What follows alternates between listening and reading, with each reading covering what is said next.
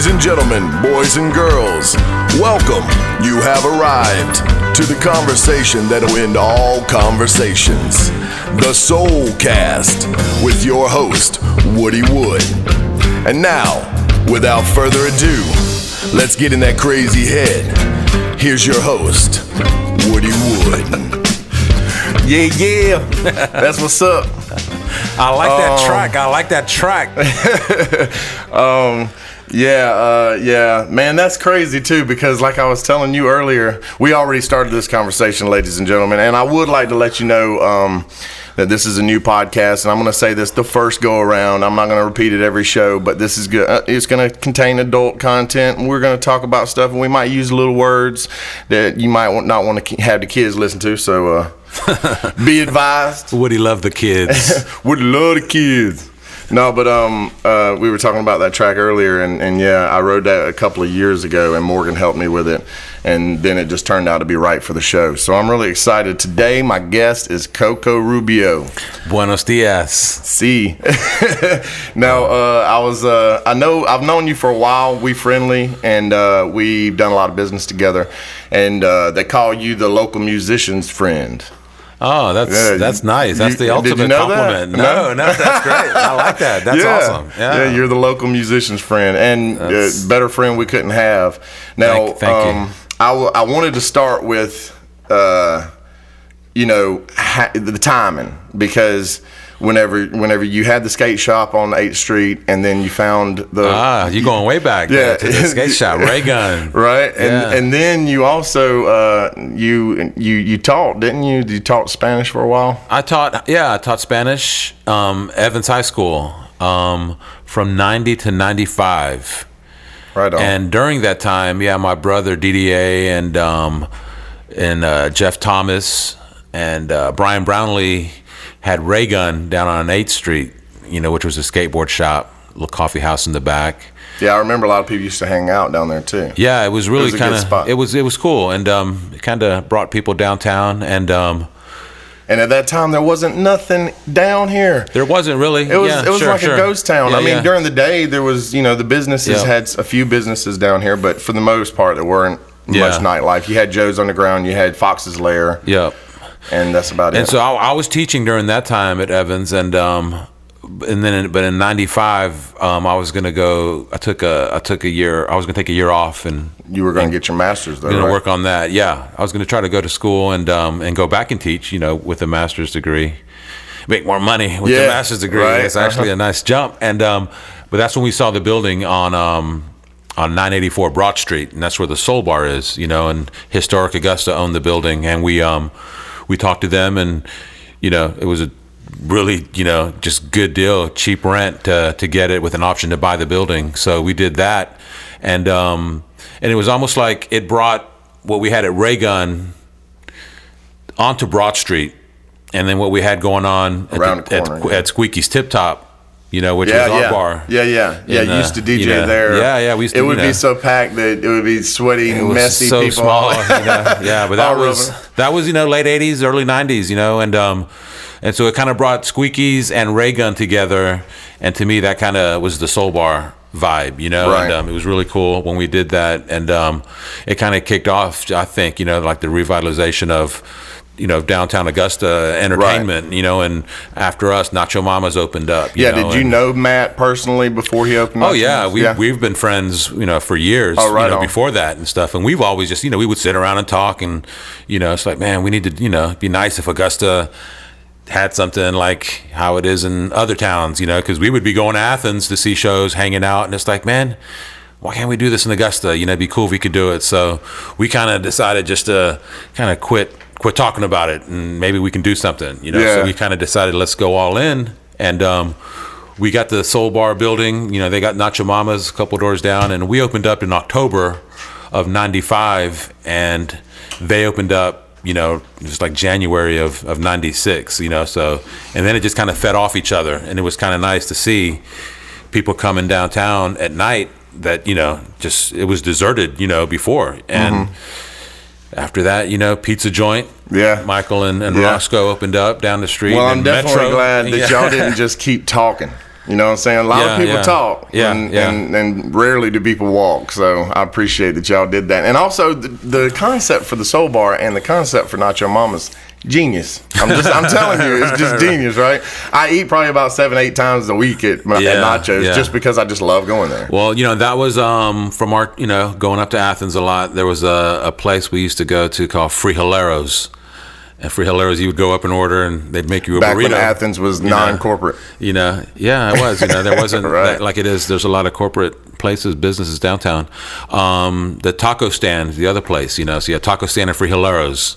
We'd go there a lot, and so Barry and Matt, they kind of knew, because they were more foodies. They were into the food industry. Yeah. Like, man, we could do this, and it would be good. We need this in Augusta, and for us, it was like, we need a place where, we could play different, all kinds of music and have a good atmosphere. But it was really, we wanted to honor James Brown, the godfather of soul. Exactly. We thought Augusta, Georgia needed, a soul bar, So we said, let's call this the Soul Bar and, kind of do it how Squeaky's was, but also the vibe from Ray Gun and just kind of mix it up, play all kinds of music. And So did the historic committee say that you had to leave the storefront the way that it was, or did you choose to do that? We decided to leave it. I mean, there are some things you have to do, we can't add anything, really to that. But we kind of wanted to keep the original storefront and just keep it. And I think it had a drop ceiling in it whenever you first saw it. It did. It was a pawn shop, and we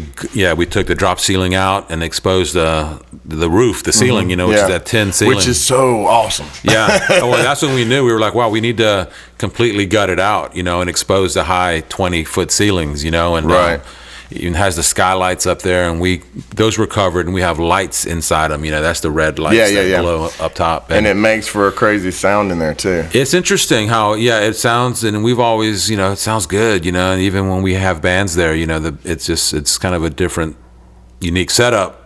But it sounds good. I think it's the wood floors, the high ceilings, and then the stage being set up where it's bouncing off that wall. It's great. I've been there a few nights where it's just been like people's crawling up the walls because it's just like it sounds so good in there. I saw what was Afro Man, the Afro Man show. It was a crazy show. Yeah. And I think he sold the double deuces, the Colt 45. Yeah. I don't know if we still do, but I know we used to. And 40s. They were holding them up. Yeah. That was fun. That's awesome. Yeah. So, speaking of good shows, I know that you did the Disco Hell. You started that over at Squeaky's, right? Mm-hmm. Yeah.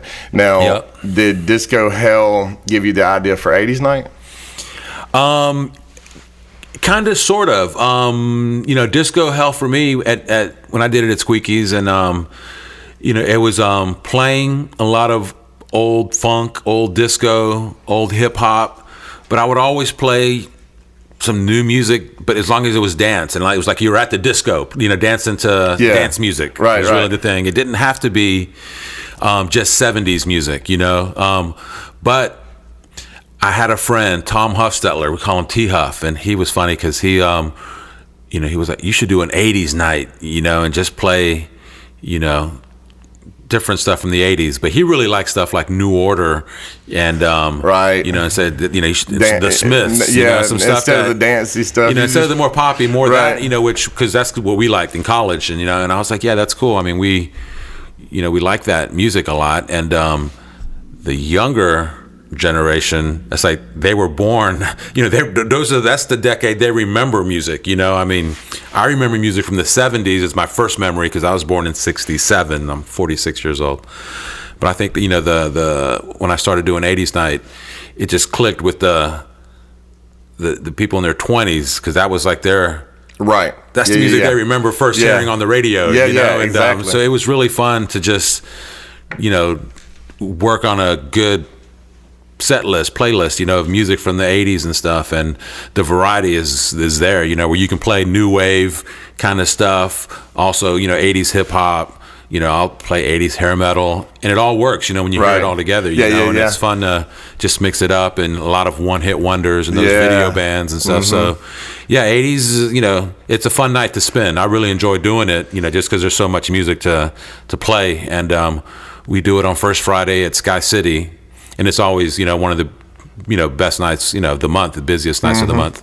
And then on the second Friday, I do it at Soul Bar, and it's just it's a good night there too. It's just. Yeah, I think it's a genius concept too, because every time, sometimes, I've seen you dancing to the Talking Heads when I play that.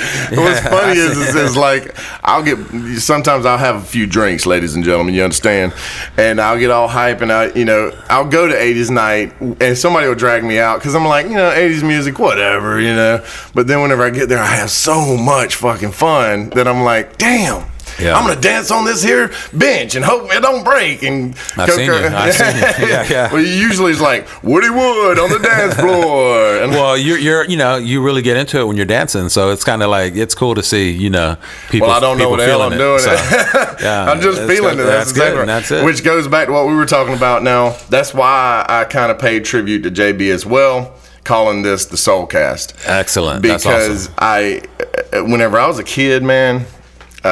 I would finish watching Saturday morning cartoons, and my dad would turn on, Soul Train would come on after that. Uh-huh. And so my dad would turn on the stereo, put his vinyl on, and he had tons of vinyl. And he used to listen to, James Brown and Marvin Gaye and all those guys, and Al Green a lot. Yeah. And he would turn down the volume on the TV and we'd watch the people dance while we're listening to the vinyl. Awesome. Yeah. And so, like, I fell in love with James Brown at an early age. Yeah, and I was like, oh my God, how do they do that? Right, I used to ask him, cool. Because I thought music was magic, and I still do. Yeah. And and I wanted to know how he did that. Now, a while back we had Dave Chappelle here. That was a good show. Yeah. I was there. And you were there. That was awesome. He said, to quote him, he said, Augusta is the whitest place in the world because of the Masters, and it's the blackest place in the world because of James Brown. Yeah. And I was like, I never thought about that before. That's some crazy stuff. How true, right? Yeah, how true. Because they did fight on the 9th Street being changed to James Brown. They did fight on the arena getting changed to James Brown. Yeah, sure. And I'm like, it's so weird. I mean, everybody has their faults. Hey. But hey, you can't judge a person on just their mistakes. You know what I'm saying? Yeah. I mean, he contributed a lot to the music, I think. Oh yeah, and as an artist, there's you can't deny the genius of his impact of James Brown is just worldwide. It's across the board. Yeah, universal for sure. It's like he's like the Bob Marley of soul music. It's like goes everywhere around the world, right? Yeah. And there was no hesitation for us to call it the Soul Bar. That was that's what we had to do it. We knew, and and even everything behind the bar, we try to put up the James Brown memorabilia and stuff, and he came in, and we tripped out. Yeah, I've heard a couple of stories about him. He came in several times, but the first time he came in, Keith called and said, hey, Mr. Brown's going to come down. We're going to bring him out, check out the spot. Right on. So they pulled up, and he came in and he checked it out. He had his crew with him, played some pool. He wanted some champagne. Oh. So we had to go down the street and get some champagne and bring him some champagne so he could play pool. He was a good pool player. Oh, really? He could break, and he was awesome. I mean, he was running the table. He was a player. I think he was underestimated by a lot of people. He was a bad, he was tough. He was really cool.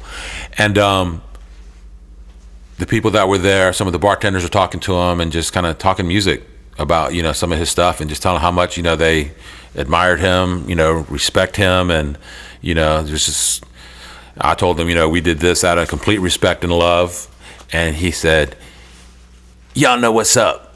That's what he said. Y'all know what's up. That's what's up. And it was so cool, and he kind of was like, kind of gave us his blessing in a way, and he just, I think, appreciated that we were true fans, and just wanted to honor him in any way, And I'm so glad that James Brown Arena got changed, the James Brown Boulevard and stuff, and because and the statue, it's cool. Although I do think it's awful funny that he's facing Oglethorpe. Yeah, that's both James, James and James.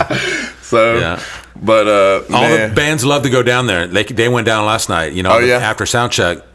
We're gonna go down to the James Brown statue. A lot of them go down. Oh yeah, take the pic with them. Yeah, that's cool. They have to. And it's crazy to me, like when I'm out of town, like I've been to New Orleans a couple of times during Halloween, for instance, and I'll see a lot of James Browns out there. I'm wow. And then like one time I saw this big purple caddy. It had sparklies all over it. It's going down Bourbon Street, and he's got all 4 windows down, and he is blaring James Brown. And I'm like, that's my hometown, yeah. Yeah, that's cool. I love New Orleans. It's one of my favorite cities in the world. Oh, I got in trouble last time I was there. I got really, really drunk, and I got kicked out of town pretty much. Wow. I had to drive 20 hours straight to Albuquerque, New Mexico to get away from it. Yeah, that's cool. It's a fun city. We went, a little family trip, and had fun. Maya really liked it, and it was good for her to see, just all that. Yeah. New Orleans flavor. How old's Maya now? She's 15, 9th grade, Davidson. That's crazy. Time flies. Dude. She's 15. Yeah. Mine's 16. Yeah. So he's driving and stuff, and I'm like, you're driving where now? Oh, no. She's talking about that, too. And it's like, what? Okay. Well, I got him on I-20, right? and we were riding down the road, and I didn't realize after we get off, he did really good. We even pulled over and helped the lady change her tire because it blew out right in front of us. Yeah, nice. And so he stopped good, and he backed up on the median good. And then when we got off the I-20, we stopped at the first red light, and he goes, Dad, I-20? Not so tough. And I was like, it was your first time? He's like, yeah. And I was like, you did good. You wasn't even. I didn't even know. Cool. You know? So it's crazy when they grow up like that, though, man. Where does he go to school? He goes to Thompson. Okay. Thompson up there. He's a bulldog.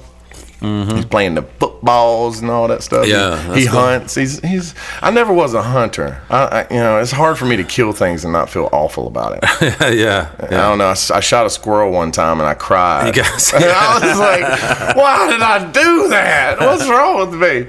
And then my neighbor killed a frog one time, and I cried too. I was like, "Wow, what's wrong with you?" I wasn't his friend anymore. Yeah. Well, that's cool. Does he do music? Is he more sports and hunting? He's interested in playing music. He's got a bass that my cousin Judge, that plays lead in my band. Yeah. He builds guitars. He's luthier. Okay. And he built him a bass.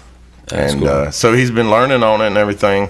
But right now, 15 years old, and he's a really popular kid, and he's kind of the leader in his group and all that stuff. Yeah. So he's got a car. And he's driving. It's kind of like social time now, you know. So sitting in the room and strudging over a bass is probably not the most appealing thing at this particular moment. That's funny. But for me, it was different because my parents lived way out in the middle of nowhere, and so whenever they gave me the guitar, I was like, well, I could do this. You could do this. Yeah. That's cool. What about you? Whenever you like. I know that we're avid music lovers, and that's what's awesome about anybody that I talk to. Yeah. What about music for you, like, caught you when I'm like, what's the first moment that you can remember that you were like, that's awesome, I want to do that? Well, I don't know. It's interesting that both my parents have no musical background at all, right. Really. But they put me and my older brother, in piano classes when we were like, kindergarten. And we did that. And I remember there was that interest, when both of us, just music. And it just kind of continued as we were growing up. We took violin lessons and did that in elementary school, and middle school, I just kind of didn't want to play violin. It wasn't as cool as playing the drums or something. Yeah. So I was in the band, in high school, and played the drums and really liked that. And then, in high school, kind of doing the garage band, get some friends in the garage, and we were doing that. So just kind of always have had that interest, of playing in a band and being in the marching band, just music. Also, when we lived in Germany, because I'm an Army brat, so we lived all over the place, and in Germany is when the whole DJ thing and the seeing DJs kind of rocking the party, and it was like, wow, this is cool too to me. It's like you can be in a live band, or you can also play good music, and DJ, and that was it. I kind of wanted to, do that. Yeah. So, Now, do you like playing the drums better than spinning, or you like spinning better than playing the drums? They're both, you know, I like them both. You know, I like both the same. Yeah, it's really hard to pick your favorite kid. Because there's something too, you know, especially playing with some friends, and when you're, you know how it is when you're, you know, just jamming with in a band and practice room, whatever.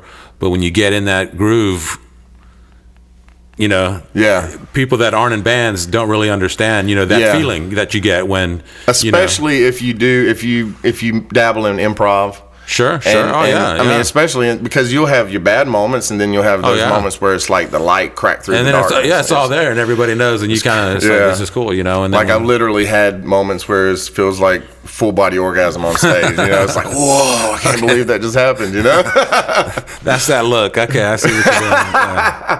That's cool. And then when DJing, you know, when you see, you know, and I always like kind of starting when, you know, there's not that many people there, kind of building it up, getting people to dance and building it up and kind of packing the floor, you know, people getting into it. And that's, you know, it's a good feeling to see, you know, just people having a good time dancing and, you know, kind of controlling the mood, you know.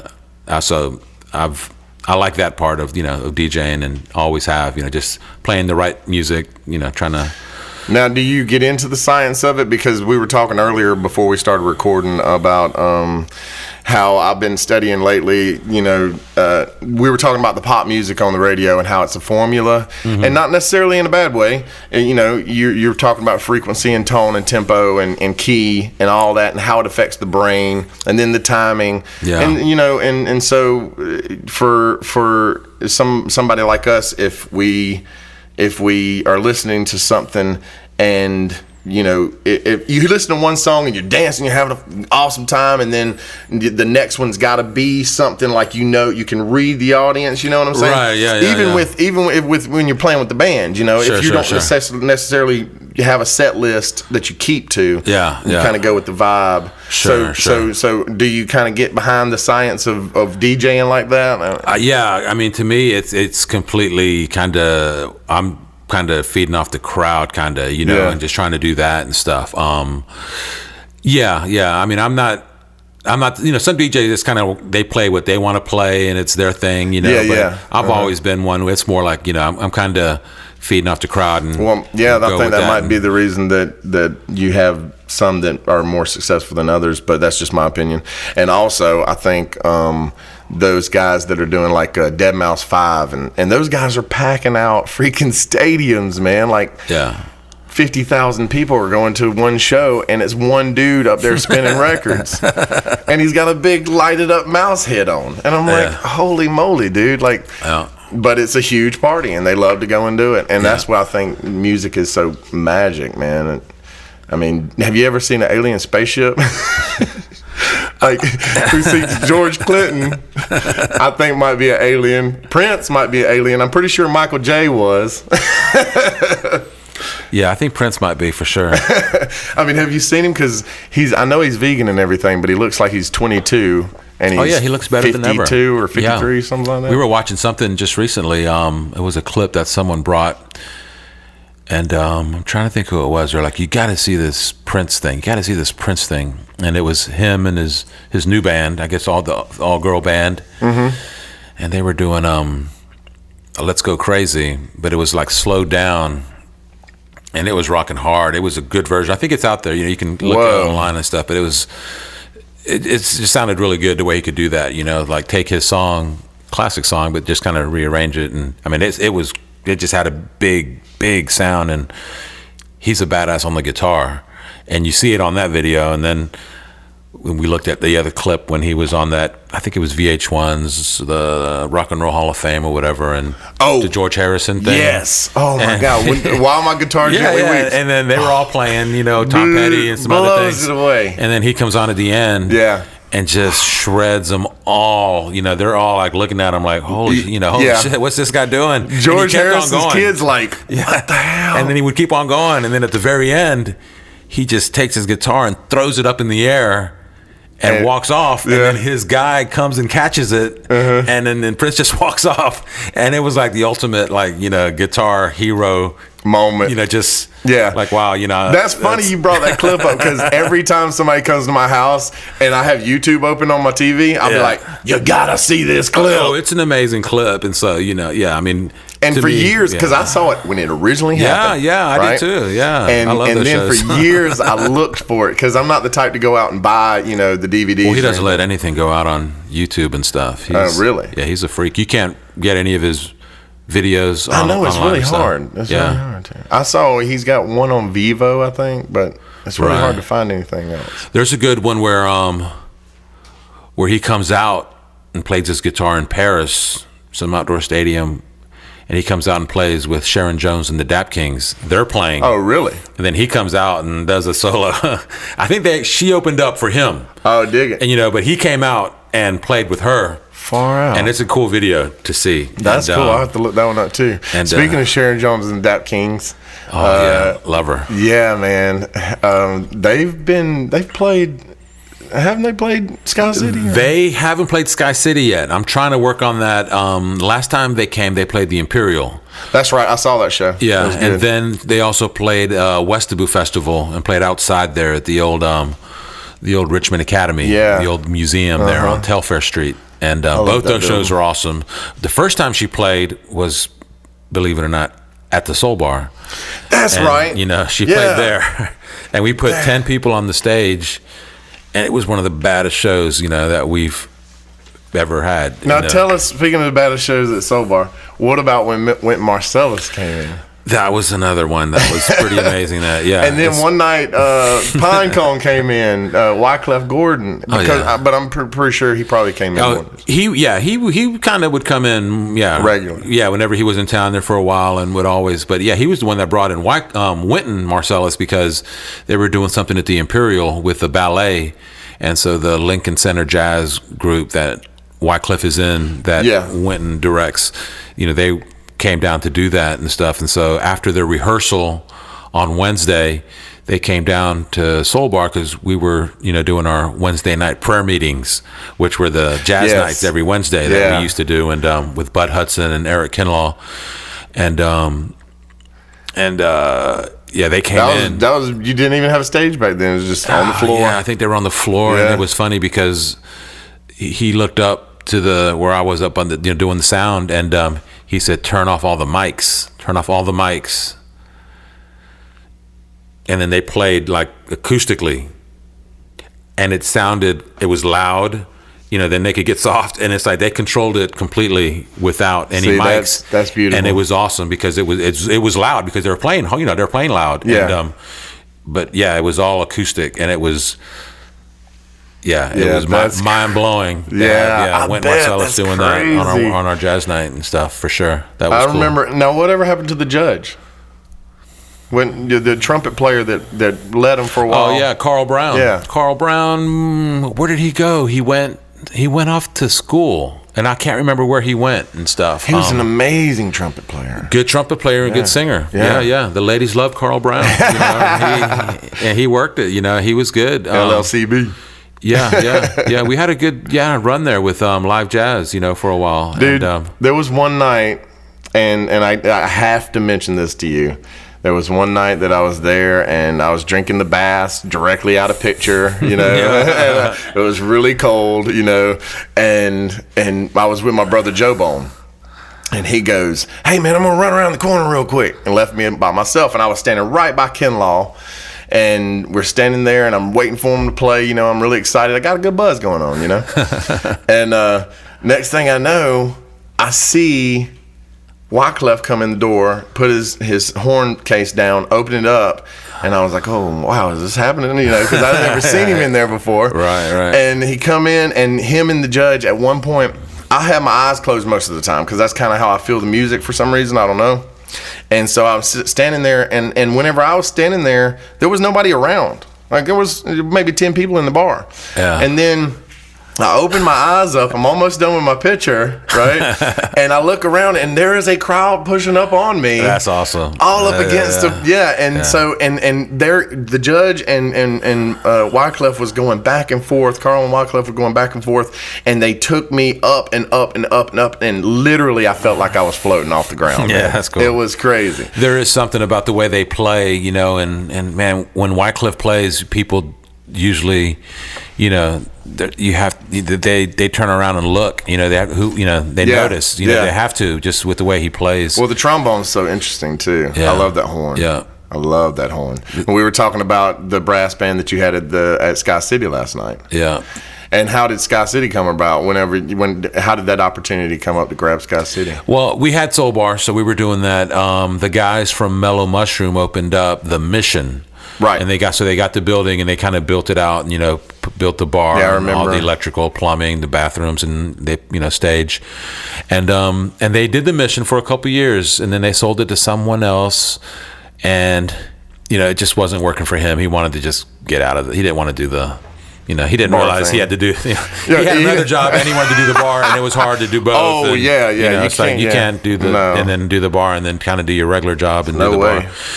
So he just wanted to get rid of it, and we thought that it would be nice to have a bigger venue to do more live music, and instead of it just someone else maybe doing it and messing it up, or because that could reflect on downtown if it didn't work, like downtown's not viable, whatever, to do stuff. So we were like, let's try to get it and try to have a good venue so we can kind of keep the progress in downtown going. And so my brother Jason and I and Eric Kinlaw from the Bee's Knees, we kind of got together and said, let's partner up and open it up. And so we got it. And, it's coming on year 6 in June this year, so that's crazy, pretty wild, too. That we've been able to do it. And we really kept the building as it was. And we just put a new sound system in, and we wanted to have something that, we would be, good to have for a while, and that we could host big bands coming through and stuff. So kind of been able to fine tune it, and it sounds good, and most bands come in and they like it, and it's cool to have a venue that's easy for bands to set up, easy for the people to come see a show, and we just we wanted to have a spot like that. So it's been cool. It's a nice laid back vibe in there too. It's nice, and I like the way it's kind of set up to where the front bar, and then you got the back bar. Sure, yeah. If you want to just sit and drink, and you can sit up front for sure, but then you got a good back room, and then stuff. Have you ever thought about doing like acoustic shows up in the front, just like on random nights on week? Yeah, we have actually, and that would be probably something that the bartenders who are working, if they can handle.